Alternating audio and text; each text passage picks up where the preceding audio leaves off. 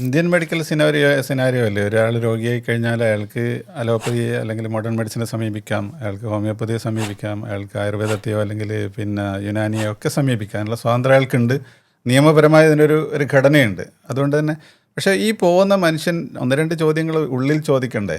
ഉള്ളിൽ ചോദിക്കുന്നത് ഇയാൾ ഡോക്ടറാണോ? ഒന്നാമത്തെ ചോദ്യം. ഇയാൾക്ക് എന്ത് ക്വാളിഫിക്കേഷനാണുള്ളത്? എന്നെ ചികിത്സിക്കാനുള്ള അധികാരമുണ്ടോ?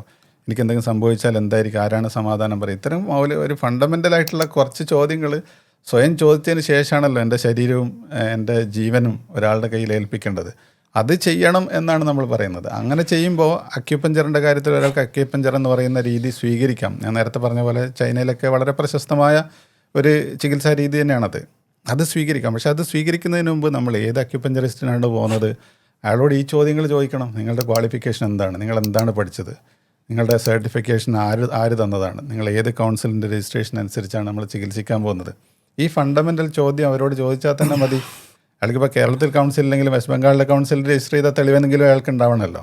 അത് എന്തുകൊണ്ടാണ് രജിസ്റ്റർ ചെയ്യാൻ കഴിയാത്തതെന്ന് ചോദിച്ചാൽ മിക്കവാറും ഞാൻ വിചാരിക്കുന്നത് അവർക്ക് ആ ക്വാളിഫിക്കേഷൻ, ബേസിക് ക്വാളിഫിക്കേഷൻ ഇല്ല എന്നുള്ളതുകൊണ്ടാണ്.